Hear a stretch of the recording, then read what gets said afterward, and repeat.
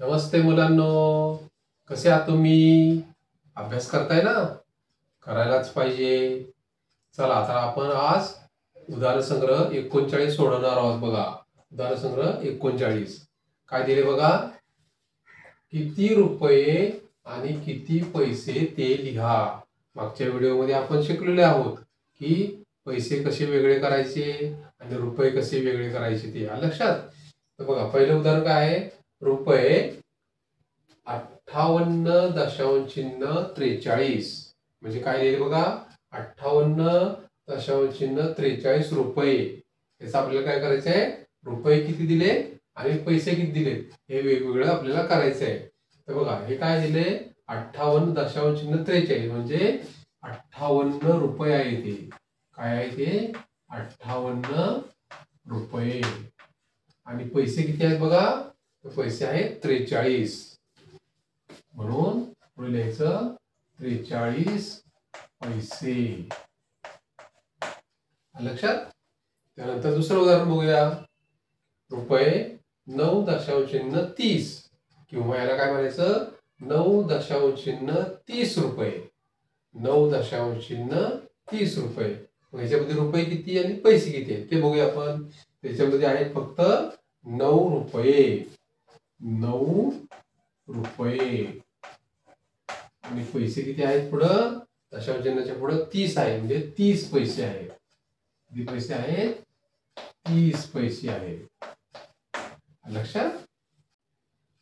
आता पुढचं उदाहरण काय बघूया आपण. काय लिहिले बघा?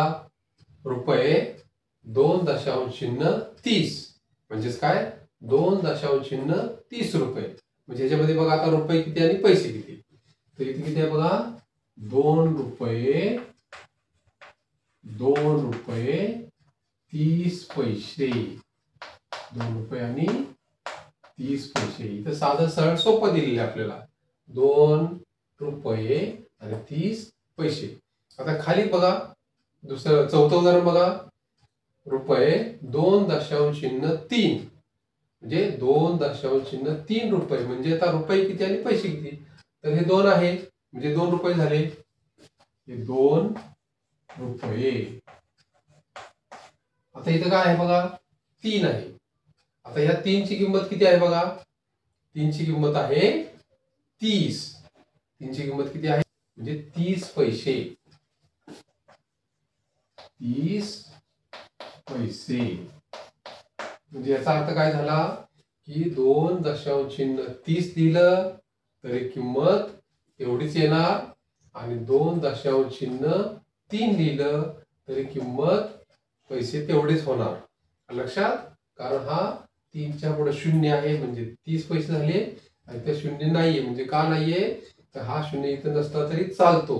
कारण का? इथं शतांश स्थळ दिलेलं नाहीये. नाही दिलं म्हणजे काय असतं? ते 0 असतं.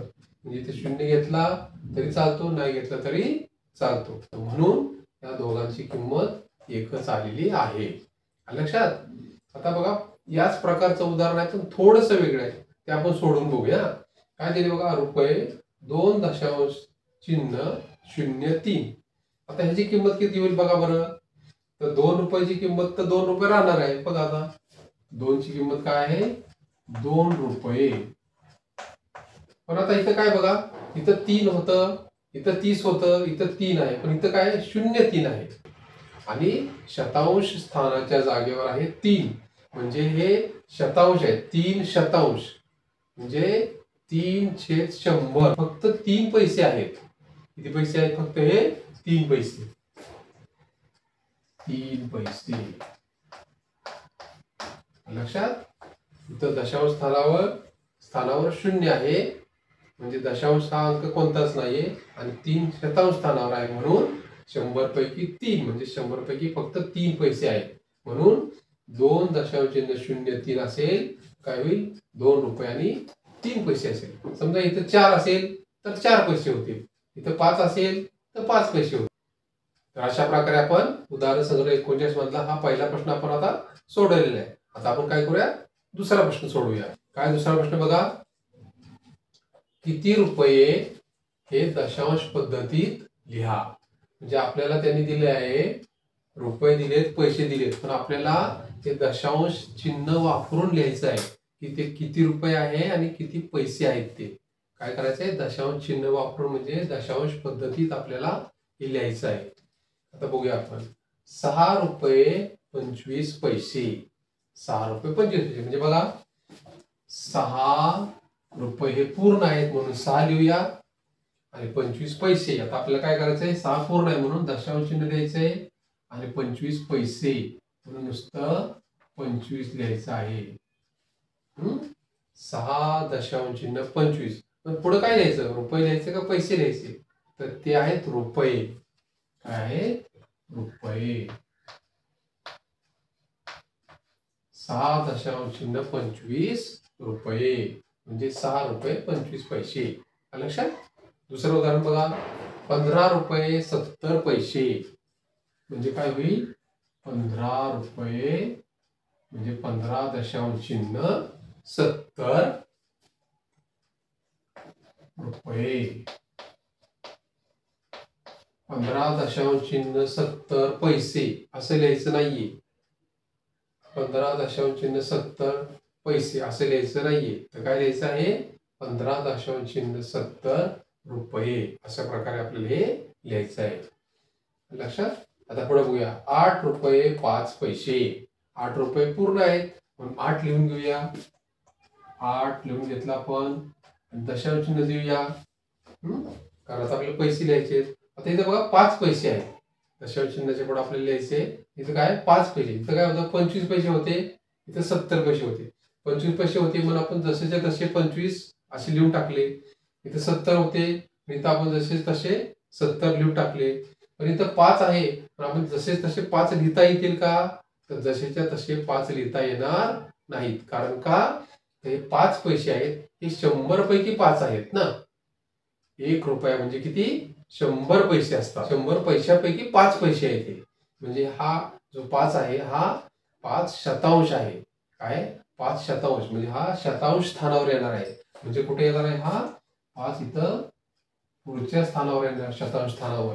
आणि दशांश स्थानावर कोणताही अंक नाही आपल्याला, म्हणून आपल्या इथं काय करायचं आहे, इथं आपण 0 घ्यायचं आहे. म्हणजे काय झालं, 8 रुपये 5 पैसे म्हणजे काय झालं, 8 दशांश चिन्ह 05 असं आपल्याला लिहायचंय. आणि पुढे लिहायचंय रुपये. लिहायचंय रुपये लिहायचंय.